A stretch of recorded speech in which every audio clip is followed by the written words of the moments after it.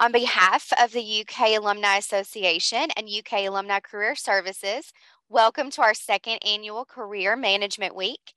This year marks the 20th anniversary of UK Alumni Career Services. We were one of the first schools in the country to offer our alumni designated career programming to help with job transitions and maneuver their professional lives. In working with clients and keeping up with the latest career research, we continue to see that many professionals are floating along in their career, only seeking assistance when they are in career crisis. Congratulations on being proactive and managing your career by participating in today's webinar. As a reminder, life and active members of the UK Alumni Association are eligible for 2 annual individual career counseling sessions with a certified professional. You do not have to attend UK or graduate from UK to join and take advantage of this member service. Watch your email. Looking ahead in 2023, we will begin to offer annual career wellness checkups and a spring 4-week women's career series. Now enjoy today's presentation. It is my pleasure to welcome Caroline Francis, Director of the University of Kentucky Alumni Career Service Program. She is a certified professional retirement coach, certified career counselor, certified career service provider, global career development facilitator, and a board certified coach with over 25 years of experience working with adults in all stages of career transition. In her alumni career service role with the University of Kentucky, she assists individual clients, develops career-related presentations and programming, and writes regular columns for the UK Alumni Magazine. In 2013, she co-founded the Central Kentucky Job Club. Caroline has an EDS, MS, and BBA from the University of Kentucky and is a proud life member of the UK Alumni Association. She is also the first person in Kentucky to receive the Certified Professional Retirement Coach credential, where she helps clients plan for and make successful transitions to a retired lifestyle, which should include some work. So welcome. Thank you so much, Lindsay, and welcome to everyone that's joined us today. This is one of my favorite topics to present on and work with clients. I really hope that no one fails retirement. We spend a lot of time preparing when we're young for what career or what we want to major in when we go to college, and various other things in our life we spend time planning and preparing for. But not many of us are very conscientiously preparing for a retirement transition or retirement lifestyle and what we want that to look like. Besides our finances, which we hopefully have been doing along the way, this is really a significant piece of how to make a smoother transition. So grab a pen and paper and get ready for some exciting information, ideas, and motivation for that phase of your life. Ideally, we should start planning about 5 to 10 years before retirement. In the chat box, for those that are willing to share with me and how far out you ideally think you're going to be retiring. Are you 3 years out, 5 years out, 10 years out? Or if you're already retired or semi-retired, share that in the chat box so I can get an idea of our audience.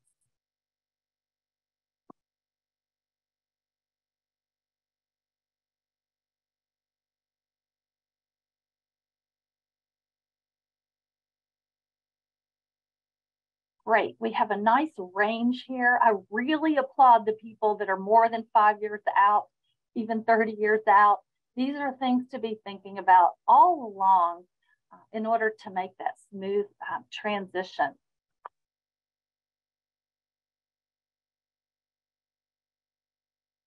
Now I'd like for you to think about who you know who has retired.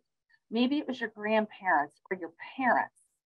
And in the chat box, maybe share a little bit about what comes to mind on what retirement looked like for them. You know, what age did they retire, if they were able to retire before they died or passed on? And what did their retirement look like?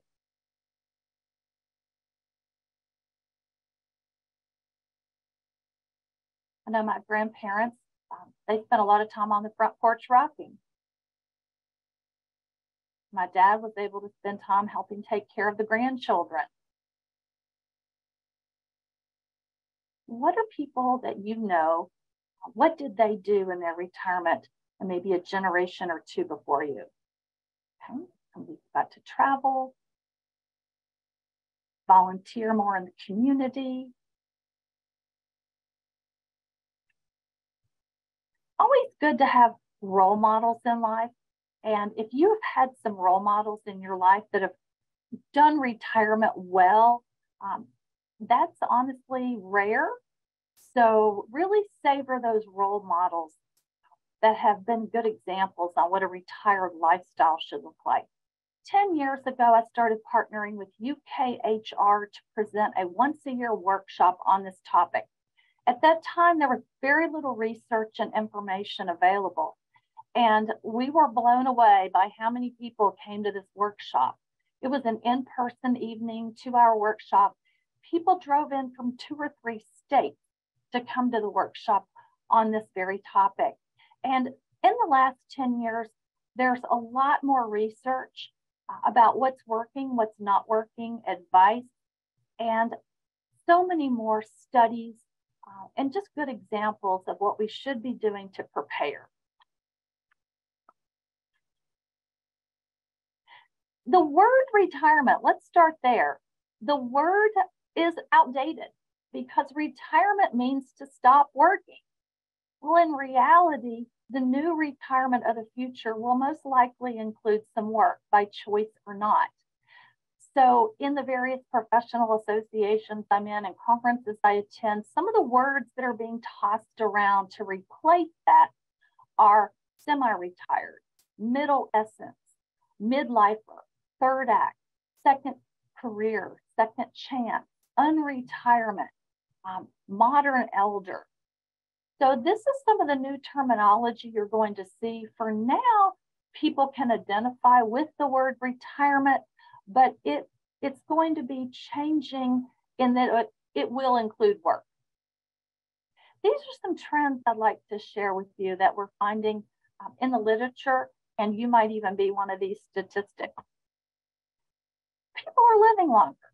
We are getting a bonus of about 20 to 30 years of life.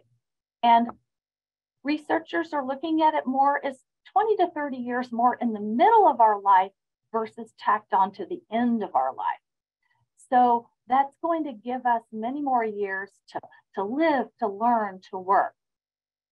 Also, baby boomers and Gen Xers are totally redefining retirement. Most baby boomers that I know, they want to work as long as they can, but they just want to do it differently. They want a job that's not as stressful, or they don't have to work as many hours. And it's so fascinating to see how they are transforming and reinventing themselves, pulling things off the shelf that maybe they've had to park since they were younger in life. Many people are taking on a new hobby, trying a completely different career, starting a business. It's very exciting to see how this phase of life is being redefined as new beginnings. Also, COVID. We had many lessons from COVID. There were a lot of people that were forced with sudden retirement syndrome. Perhaps they were laid off or let go of their job due to COVID. Many people in the 60 plus, especially audience, chose to leave their positions during COVID. So they got in a situation where they were perhaps forced into a retirement sooner than they had hoped or expected. And the takeaways from COVID that lend right in the research with retirement is isolation is not good. Having a sense of purpose, passion, meaning, being able to contribute to society, being a part of a community, these are all things that are not good in retirement, and we got to see that during COVID. Another trend we're seeing with the new cohort of people that are redefining retirement is there's a rise in skills-based volunteering. And want to say that retirement in the future is going to includes some work. By that, volunteer work could also be included in the work category. And again, that might be part-time, seasonal, consulting, volunteering. Those are all things that would be considered work in this new evolving definition of retirement. And lastly, just to reiterate, people want passion and purpose. And right up on the Maslow hierarchy of needs, we need to feel like we're contributing to something, that our life has meaning. So those are some key dimensions in retirement that we are seeing in the literature, and that our cohort of people that are 50 plus and retiring are demonstrating to those that are behind them each day. A new study that I've stumbled upon in the last year or so that I wanted to share with you that's so exciting at the Stanford Center for Longevity is the new map of life. And whenever I have a chance to speak on campus to perhaps MBA programs or different programs, I like to always include a slide on this new map for life and what it implies for people younger. These are things that, I wish I would have known, younger versus now. Part of it is we got to take better care of ourselves. We got to pace ourselves better, not kill ourselves in our jobs or careers in our 20s, 30s, 40s, only to be in horrible health and burn out by the time we're in our 50s. So there are many implications in this particular study that I thought were really interesting. And it starts with early childhood. A lot of different sociological areas are brought in on this study that are quite fascinating. Also, something that came out in this study is the concept of life expectancy and being able to, the last part of our life, being healthier so that we can do the things that we want to do. Lots of implications in this study, and I really encourage you to go take a look at it. There's also a research book and a popular book out called The 100-Year Life from two professors from the London College of Business, looking at how when people are living longer, how that's going to impact every industry that's out there. So two fun studies to take a look at.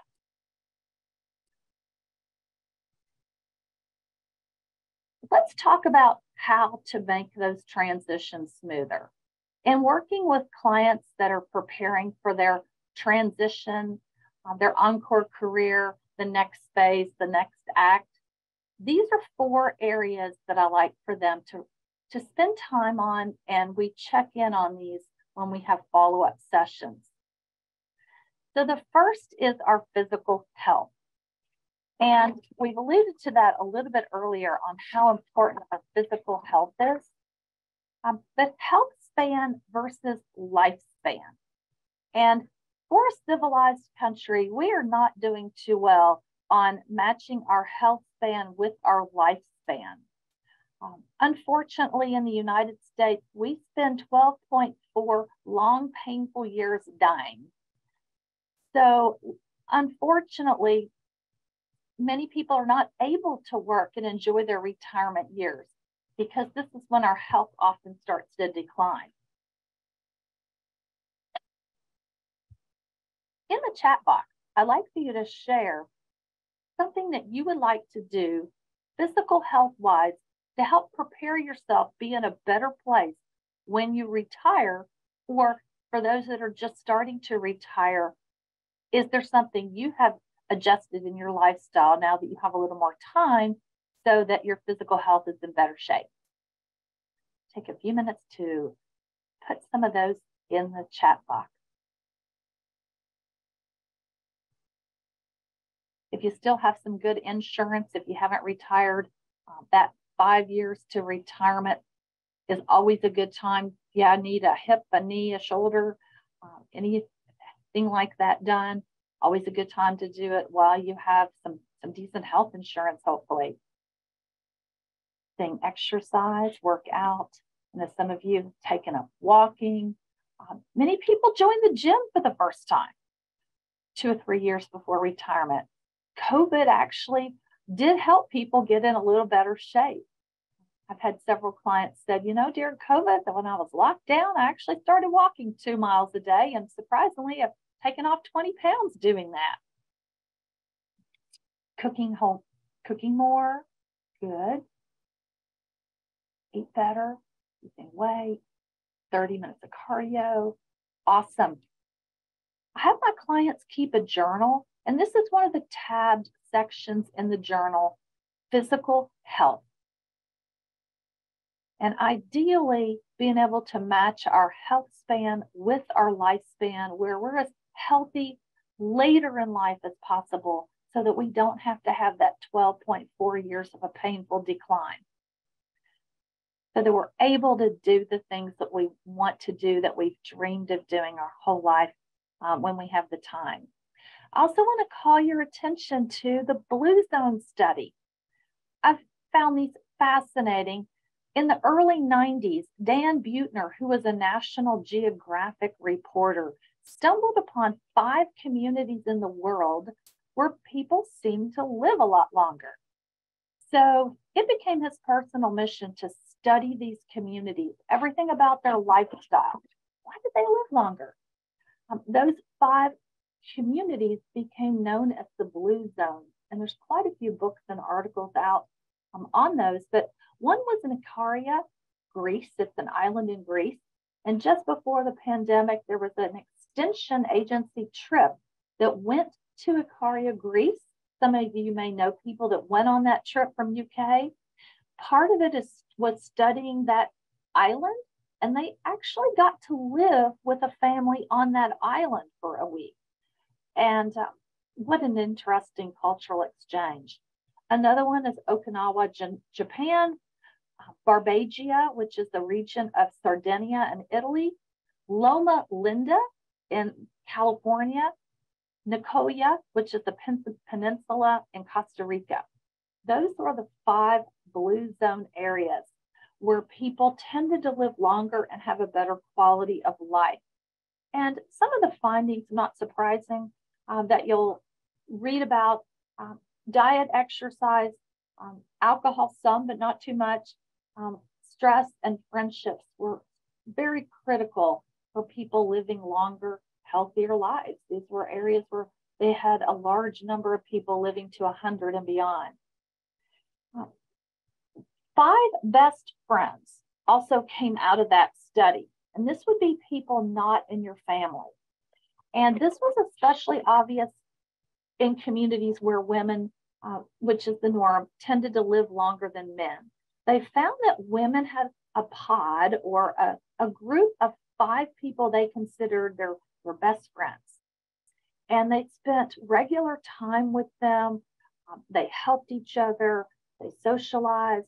And there's been a lot of research that has followed up on why we all need 5 best friends, 5 people in our circle that are there for us, that we consider almost like our family. So sometimes in working with clients in career and retirement, career lifestyle transitions, one of our goals is to focus on how we're going to spend more time with people outside of our family, which leads us to the second pillar, which is social connections, social and emotional connections. Many of us, when we're raising children and working, we put our time with our family and our friends on the back burner. We don't focus as much and prioritize that as much as we could or should. And as you are phasing in or getting closer to the retirement years, this is a good time to take stock and really think about, how can I incorporate friendships and social connections back into my daily routine, weekly routine. I recently had the opportunity to present on this topic to the Donovan Scholar and Ollie program here in Lexington. And I gave them each a note card. before the presentation, and I asked them to give advice. Most of them were retired or had been retired or semi-retired for many years. Gave them all note cards, and I said, write some advice on these note cards that you think people should know about before they retire. And I'm going to sprinkle in some of those during the presentation. One of them was to reconnect with perhaps high school friends or college friends. Take a trip, go visit them. You'd be surprised how often you can pick back up right where you were. Now, in the chat box, I'd like for you to take a minute and share with me something that this may have spurred regarding social and emotional connections that you would like to have more of in your life.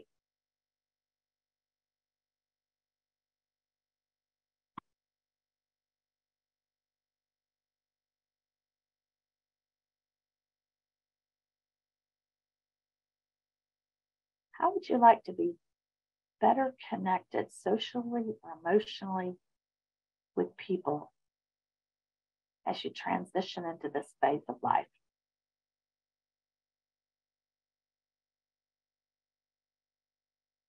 Oh, awesome. Thank you for sharing. I've had clients that have decided to go visit the state of where some of their classmates have moved to and make a vacation, take even a couple of day trip with their classmate. I have another friend who's been retired for a few years now that she has an annual trip with her college roommates. They went 30 years without seeing or talking to each other. And now they take an annual trip. The first few years, it started out where they go to the city of where one of them lives. And then now they've branched out to other areas. I've had another client that is using this time to get to know some nieces or nephews that they have not spent very much time with through the years. They're using this time to share family stories and family history and genealogy.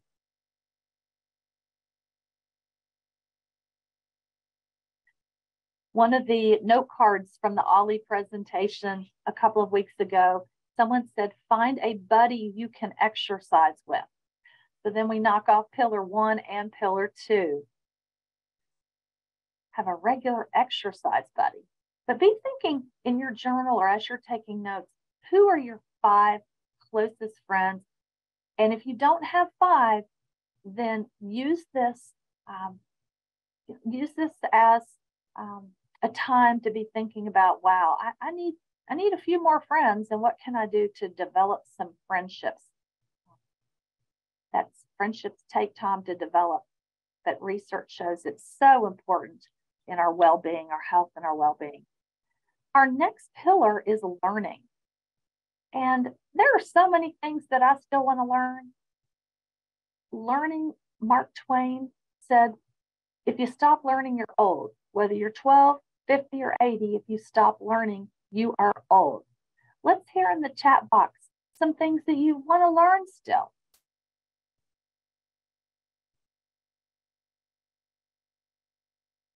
Good, Spanish, okay.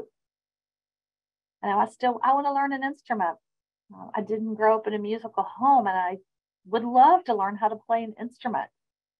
A new degree, good. Those over 65 can take Donovan Scholar programs at UK.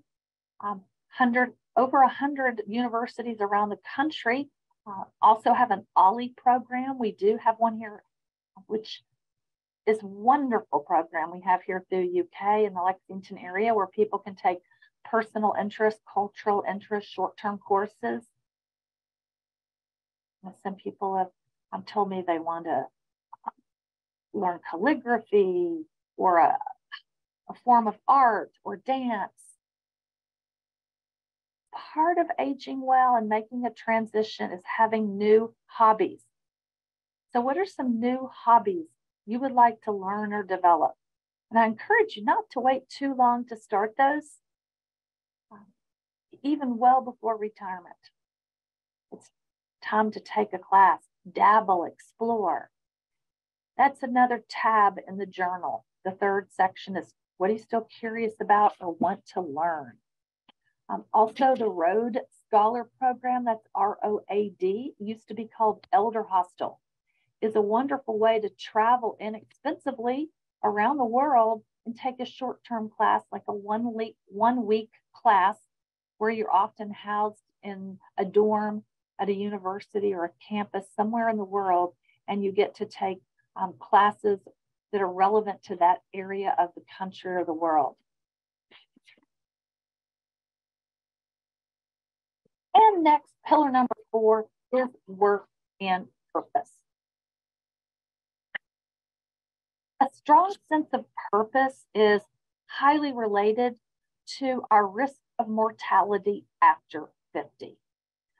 Many physicians will tell you that when they see retired patients, it scares them a little bit because they see how people go downhill if they are not following along in these 4 pillars. So what's your purpose? That might be something that's similar to what you've been doing before you went to semi-retirement mode, or it could be something totally different. It's very interesting in working with clients. Some people truly love what they are doing and do not want to be put out to pasture at 65. Women and minorities especially are late hitting our peak in our career. So do not feel like you have to retire when you get to a certain age. The reality is that most of us are going to financially need to work as long as we physically are able. But people are really, what we're seeing today, they're choosing to work because they're realizing it's making them healthier, more engaged, and giving them a sense of purpose. But how that space looks, it is quite interesting and very fun to see with clients. Some people want to still do what they've been doing, same line of work, but less of it, or maybe go into phased retirement mode or contract work with their current company, consulting work, project work. UK is one of the employers in our region that does offer a phased retirement option. More and more employers, I think, will start offering a phased retirement option, especially with the workforce right now, employers needing workers. They're much more receptive to keeping people on, perhaps in part-time project mode. So if you still enjoy your work or your company or your colleagues, but want to slow your pace down, consider writing a proposal and for some type of a phased retirement model. And perhaps your company will adapt that and it will be something moving forward that'll be a new trend and help people behind you. Other people want to try something totally new. In this phase, people may have the luxury of not having to have a set income and can scale their income needs differently than when they did earlier in their careers. So this is a time to try something totally different or new. Maybe treat yourself or think of yourself as your own temporary agency. People in our cohort are often very loyal to their work or their company. But in this phase of life, give yourself permission to try different things. Maybe you try something 6 months or a year and it's not what you thought, or you've checked the box and want to go try something else. That's what this phase of life that you're moving into is for. Trying new and different things. There may be a career that wasn't out there when you were 18 to 22 years old thinking of a college major. Now would be a really good time to try that. In the chat box, why don't we have you share with us some encore career ideas that you're thinking about? What are some encore career ideas that you'd be interested in trying out? Oh, writing, okay. ESL. What are some other areas that you'd like to try out? These might even be just fun jobs that are more what you would perhaps consider a hobby or would allow you to learn. I know I would like to work in a chocolate shop or a bakery and learn how to bake a little better. I know many people in this region work in the bourbon industry in retirement. They're working somewhere on the Bourbon Trail. It's often part-time or seasonal work, but it tends to complement people's schedules if they want to travel. Being a tour guide. Substitute teaching is another area that I've seen some clients move into during their phased or semi-retired life. Project-based. Keeneland is another place a lot of people work in this region in their semi-retired phase of life. Now I'd like for you to share in that chat box, what are some places that you would like to volunteer? If you have more time, where would you like to volunteer?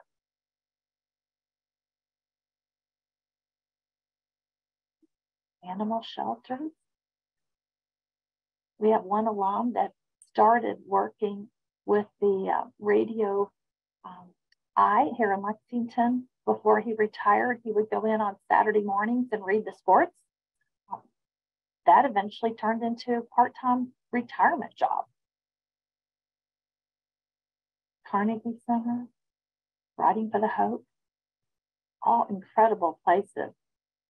Another section in your journal is I'd like for you to start writing down places you would like to volunteer when you retire.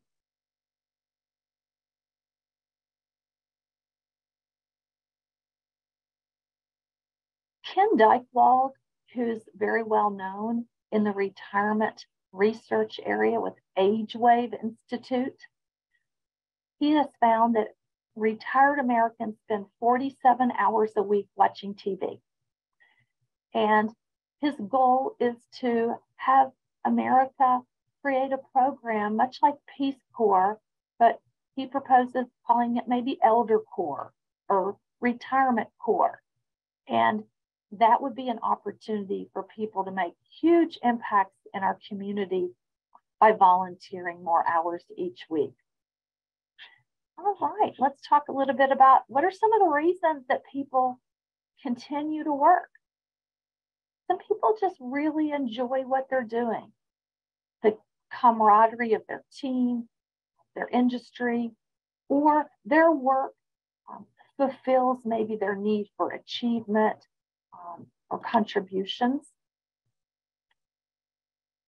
Others still have a passion for it. They feel they're making a difference or contributing. Many just truly enjoy their clients. Their clients or customers have become friends through the years, and they can't imagine not seeing them on a regular basis. Many enjoy the early careerists and being able to be a mentor for them. And speaking of mentors, I want to put a plug in here for our Wildcat Network. It's a new mentoring platform. We are actively seeking alumni to mentor students.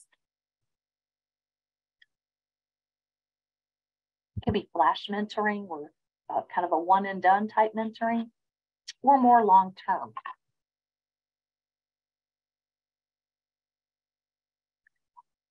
Often people need to financially continue working.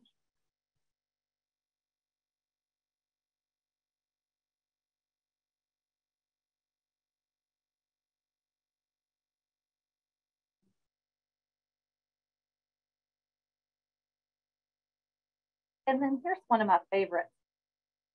Sometimes people go back to work or continue working because their spouse or significant other is no longer working. And they want to have a little time away from that person each week. So that's one of my favorites. And last, love my grandchildren, but I don't want to be their full-time babysitter.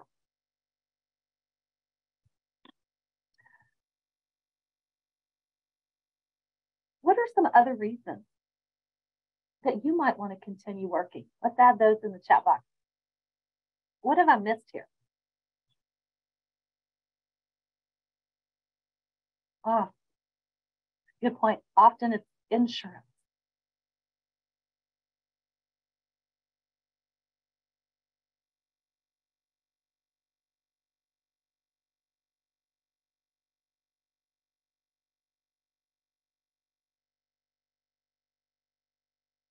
Okay, let's move along. So I'm going to read a couple of the cards that came from the recent Ollie and Donovan program on what advice they had for people that are, a few years out from retirement, even more than 5 years. This advice certainly would apply.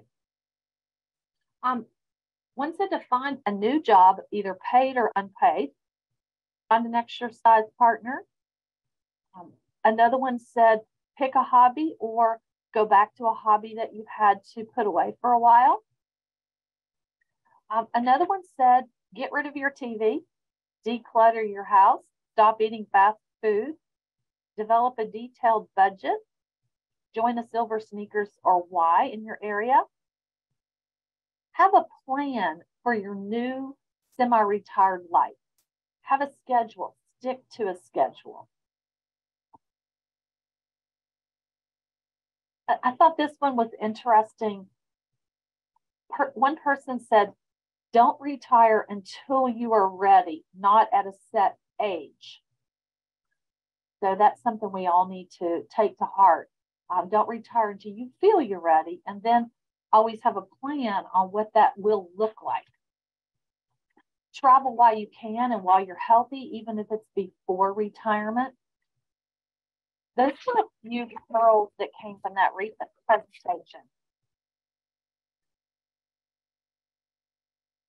Now I'd like to share with you some success stories of people that are in this semi-retired phase of life.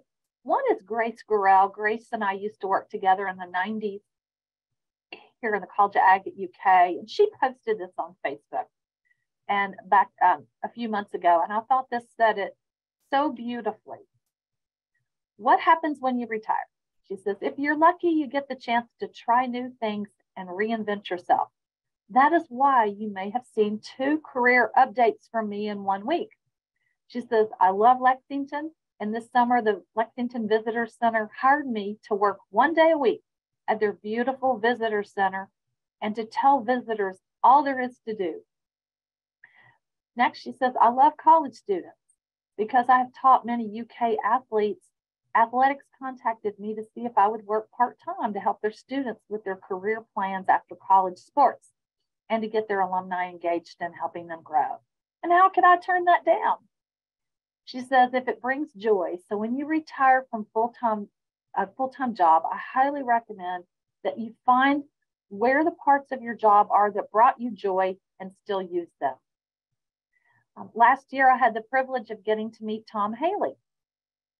Tom, in his retirement, he has launched a podcast called Bluegrass Region Voices and Views.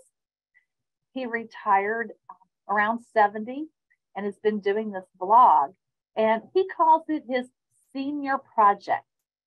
So what's your senior project? Have a senior project, something that you get really excited about researching and learning about. That's exactly what Tom did. He had to learn how to be a podcaster. He set up a studio in his basement.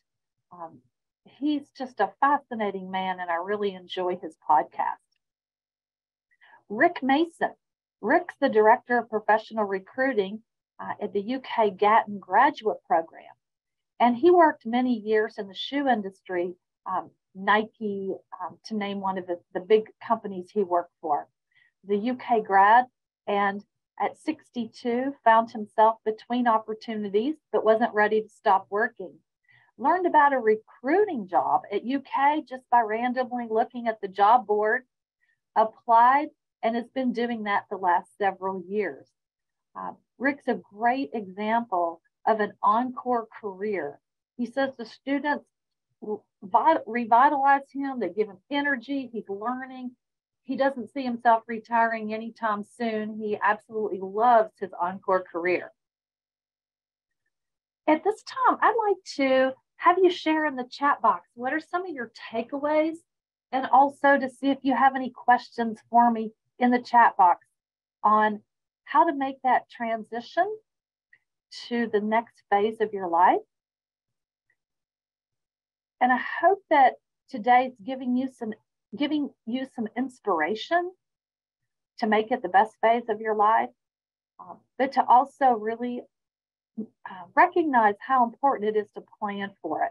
When people go from working 40, 60 hours a week, retiring on a Friday, to having nothing to do on Monday, it usually doesn't go so well.